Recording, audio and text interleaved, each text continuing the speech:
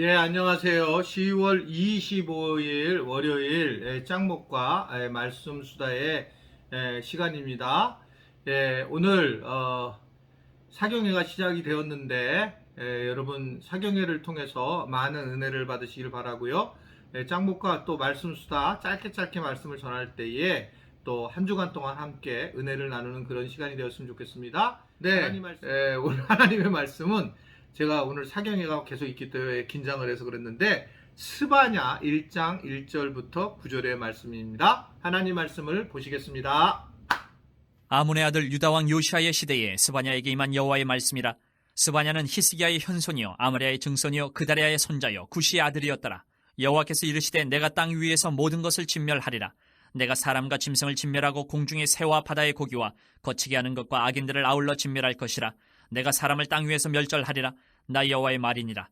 내가 유다와 예루살렘의 모든 주민들 위에 손을 펴서 남아있는 바알을 그곳에서 멸절하며 그마림이란 이름과 및 그 제사장들을 아울러 멸절하며 또 지붕에서 하늘의 뭇 별에게 경배하는 자들과 경배하며 여호와께 맹세하면서 말감을 가리켜 맹세하는 자들과 여호와를 배반하고 따르지 아니한 자들과 여호와를 찾지도 아니하며 구하지도 아니한 자들을 멸절하리라. 주 여호와 앞에서 잠잠할지어다. 이는 여호와의 날이 가까웠으므로 여호와께서 희생을 준비하고 그가 청할 자들을 구별하셨음이니라. 여호와의 희생의 날에 내가 방백들과 왕자들과 이방인의 옷을 입은 자들을 벌할 것이며 그날의 문턱을 뛰어넘어서 포악과 거짓을 자기 주인의 집에 채운 자들을 내가 벌하리라. 네, 스바냐에 대한 말씀이 오늘부터 시작이 되는데 스바냐 선지자는 그 요시야 시대에 활동했던 선지자이고요. 바벨론 포로 이전에 그 소선지자 중 마지막 선지자였어요. 그래서 스바냐 선지자는 그 왕족 출신이라고 그렇게 얘기를 합니다. 그래서 당시 고관 대작들을 어떻게 보면 참혹할 만큼 책망한 것으로 보아서 상당한 주위에 있었던 사람이 아닌가라고 보고 되고요. 또 그의 활동 시기는 나움 선지자가 활동했던 극악한 왕 므낫세 시대와 또 하박국 그 선지자가 활동했던 여호와김 시대에 예언했던 그런 상황이었습니다.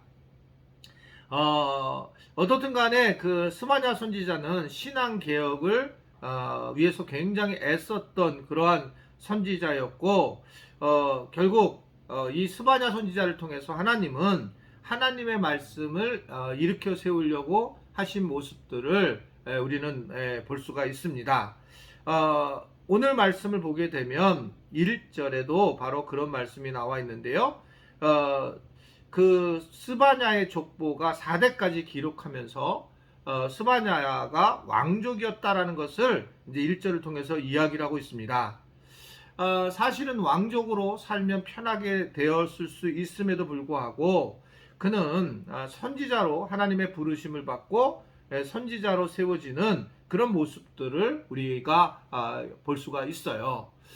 사실은 우리가 하나님의 뜻이 어디 있는가라고 할 때에는 자기가 어떻게 자랐는지를 보면 많은 사실은 미래의 길을 볼 수가 있습니다. 그러니까 프로스트라고 하는 사람이 두 갈래의 길이라고 하는 시를 썼잖아요. 그런데 이렇게 과거를 이렇게 돌이켜 보니까 내가 온 길을 돌이켜 보면서 그가 깨달음이 생기죠. 근데 우리도 마찬가지거든요. 미래에 가야 될 길들이 우리의 과거의 길을 돌이켜 보면 하나님은 그것을 사용하고 계신 걸 볼 수가 있어요. 그러니까 스바냐 선지자도 왕족 출신인데 그런 왕족을 향해서 예언을 하고 있는 걸 볼 수 있습니다. 그래서 내가 어떠한 사람으로 살아가느냐, 어떻게 내가 훈련을 받느냐는 하나님께서 우리에게 어떻게 사용하시냐를 조금 이해할 수 있는 그런 부분이라고 볼 수가 있습니다. 여하튼 이러한 상황에 스바냐에게 2절을 보면 여호와께서 이르시되 내가 땅 위에서 모든 것을 진멸하리라 라는 엄청난 이야기를 하고 3절에도 보게 되면 땅 위에서 멸절을 시킬 것이다 라는 것을 이야기를 하고 있습니다. 그래서 굉장한 충격적인 것인데요. 여러분 여기서 이게 어떤 것이 보여져요? 멸절한다 라는 것은 노아의 홍수를 우리가 생각할 수 있잖아요. 노아의 홍수에 완전히 다 모든 것을 심판을 하게 되고 또 앞으로 불로서 심판하신다는 것을 예고를 하셨는데 왜 하나님은 우리가 궁금한 것은 그냥 심판을 하시지 왜 이러한 경고를 하실까? 경고. 왜 그럴까요? 이러한 경고를 하게 되신 이유가 결국 하나님은 심판 전에 돌아오라고 하는 기회를 주고 있는 것을 볼 수가 있습니다. 기회를 줘서 회개할 수 있는 기회, 그래서 실패의 고통을 겪지 않도록 도와주고 있는 것을 볼 수가 있습니다. 그래서 하나님은 심판에 대해서 아주 굉장히 잔인하게 말씀을 하시죠. 오늘도 보면 3절에 보면 진멸하겠다라고 하는 걸 볼 수 있어요. 그냥 사람과 짐승을 진멸한다. 얼마나 두렵게 말씀하는 그런 상황인지 모릅니다. 결국은 유다 백성들도 이렇게 회개치 않으면 이러한 모습으로 나타날 것이다 라고 하는 것을 말씀을 하고 있으면서 결국은 남아있는 모든 것을 멸절시키겠다라고 하는 것들, 특별히 4절을 보면 바알을 섬겼던 많은 사람들을 이제 분명하게 다 멸절시키겠다라고 하는 것들을 우리에게 전해주고 있는 걸 볼 수가 있습니다. 계속적으로 우리에게 같은 방식에 대한 말씀인데 무슨 말씀이냐면 하나님은 하나님으로서 인정받지 않고 우상 숭배를 하는 것에 대해서 견딜 수가 없습니다. 근데 그 우상 숭배의 핵심은 탐욕과 그리고 더 나아가 물질주의인데, 그러한 것들이 대부분 우상으로 섬기게 되면서 하나님을 아주 우습게 생각하는 모습으로 살아가는 경우가 너무 많이 있는 겁니다. 그거를 하나님은 못 견디겠다라고 말씀을 하고 있는 거예요. 우리도 마찬가지입니다. 계속되는 말씀, 심판, 회개, 그리고 하나님의 어떤 분노하심이 계속 나타나는데, 그런데 계속적으로 우리에게 주시는 것은 바로 이 심판하는 것이 아니라 계속 경고를 학계부터 시작해서 우리가 지금까지 쭉 봤죠. 나훔 또는 하박국 그리고 스바냐까지 계속적으로 예고를 하고 하나님께서 얼마나 무서운 분이신지를 우리에게 전해주고 우리로 하여금 그것에 대해서 반응하기를 원하시는 그런 모습들인 것을 볼 수가 있습니다. 그것은 하나님이 철저하게 우리로 하여금 회개하기를 원하시는 것인데, 뭘 회개하기를 원하는 거냐? 우리가 자꾸 세상 사람하고 똑같이 우상에 빠져 있는 거예요. 즉 탐욕적인 거, 그리고 세상적으로 잘 되는 거, 세상적으로 인정을 받는 거, 이런 쪽으로는 빠져 있는 겁니다. 물론 우리가 열심히 살아서 세상적으로 자동적으로 인정받을 수 있습니다. 또 받아야 되고요. 공부도 열심히 잘해서 우리가 최선을 다해야 됩니다. 그러나 이것이 전부가 아니라는 거죠. 돈을 버는 것이 전부가 아니고 자녀들이 잘 되는 게 전부가 아니라고 하는 것을 우리에게 말씀을 하고 있는 겁니다. 어떤 우리 교인들은 그런 얘기를 저한테 안 하지만 목사님들이 그런 얘기 하는 겁니다.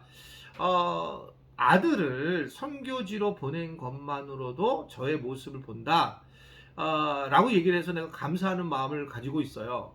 그런데 좀 생각을 해보면 제가 보내는 것도 아니지만 다시 한번 생각해 보면 이 세상에서 가장 행복한 일이 뭐냐는 거예요. 지금 우상을 갖다가 숭배를 넘어서서 정말 하나님 중심주의로 생각할 때에 가장 행복한 게 뭘까? 어차피 이 땅의 삶은 시한적인 게 있죠. 한계가 있어요. 살다 보면 몸이 아프고 늙고 죽게 되는데 그 안에 무엇인가 해야 되는데 가장 행복한 게 뭘까? 저는 지금도 선교라고 생각을 하고, 그것도 오지에 가서 선교하는 우리 발칸 선교사님이나 또는 이렇게 아프리카에 가서 선교하는 모습들이 정말 귀한 모습이라고 저는 생각을 하게 됩니다. 이왕 하나님의 은혜를 경험했던 사람이 그걸 어떻게 갚을까? 그리고 어떻게 행복하게 지낼까? 물론 그곳에서도 계속 싸움이 있죠. 육적, 영적 싸움이. 그러나 최종적으로 가면 갈수록 하나님 앞에 칭찬받는 사람들의 모습, 얼마나 그게 행복할까라고 하는 겁니다.